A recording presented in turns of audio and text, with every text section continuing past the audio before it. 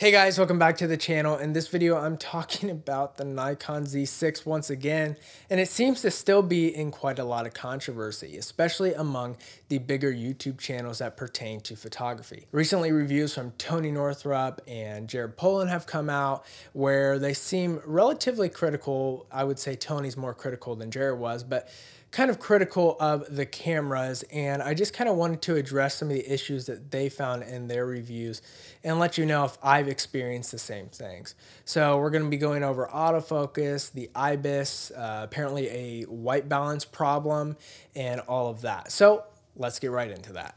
So let's start with the Ibis for a second. Okay, so number one, when I was using the Nikon Z6, I personally felt it's some of the best Ibis I've ever seen in my life among any mirrorless camera, including the Sony a7 III when I had my time with that. And you know what? Honestly, I haven't really noticed the same issues that Tony and Chelsea were noticing, where you kind of got this almost warpy, jiggly, kind of weird looking Ibis going on. So here's a few examples for you. Now, I'm not using native Z mount lenses, so do take that in mind, but I am using F to Z, and this should be pretty significant or pretty obvious as to if there are Ibis issues. So, okay, the first example, I'm using the Sigma 50mm 1.4, and here you go. So as you can see, it's kind of, I'm holding it as still as I can, and I'm gonna start moving in, kind of moving around my brother back and forth and all of that.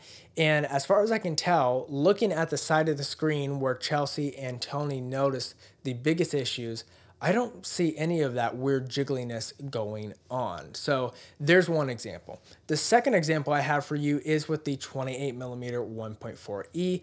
As you can see on this example, same thing, it's pretty stable. I'm not really noticing anything too significant. There may be a little bit of jitteriness, but other than that, I'm not seeing anything as dramatic as Tony and Chelsea were describing in their review. So yeah, as far as Ibis goes, I'm not experiencing the same issues. I don't know why. I don't know if it was a faulty Ibis system in their camera. I can't say for them for sure, but I'm just saying on my end, I haven't really noticed that issue. Now, the autofocus of the Nikon Z6, once again, just like the Z7, has been in controversy as well. Some people say it sucks, other people say it's adequate, and other people say it's great. Well, what is it for me? It's pretty good, and I really haven't had any issues with it, and that's in low light, in tracking situations with the, whatever they call it, the dynamic tracking is what I normally use. All of those situations and different modes, I haven't had any of those issues.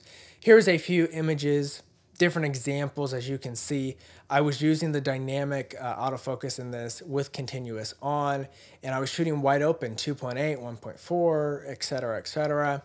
As you can see, they're tack sharp. And so I haven't really had any weird autofocus issues.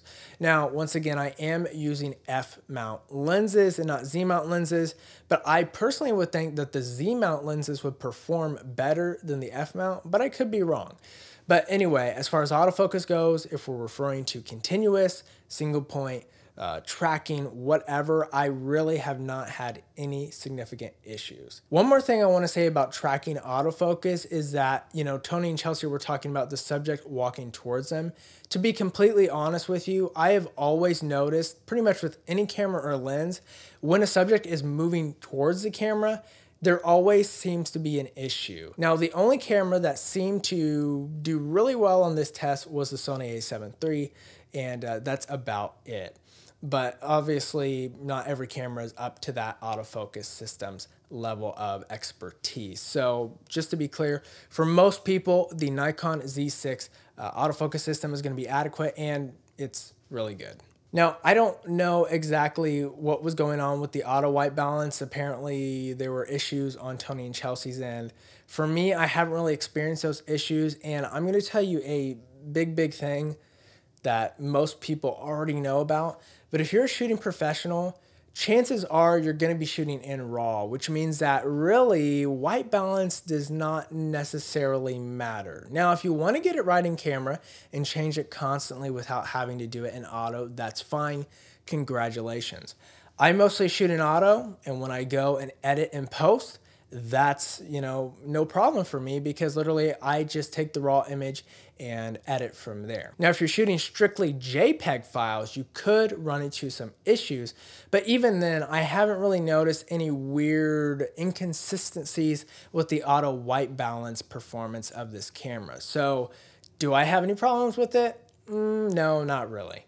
All right, guys, I know this was a really short video, but hopefully this cleared up maybe some of your concerns you have about the Nikon Z6. Feel free to message me or put something in the comments below. If you have any further questions about the Nikon Z6, I'd be more than happy to get back to you on that. And yeah, if you're interested in a mirrorless camera and want to stay in the Nikon system, I think the Nikon Z6 is a fantastic offering as of right now from Nikon. If you're interested in picking up the Nikon Z6, you can go to the link in the description below where I have that, and you can help contribute to the channel as well when you buy through that link. Guys, I hope you all have a great day. Bilingual out.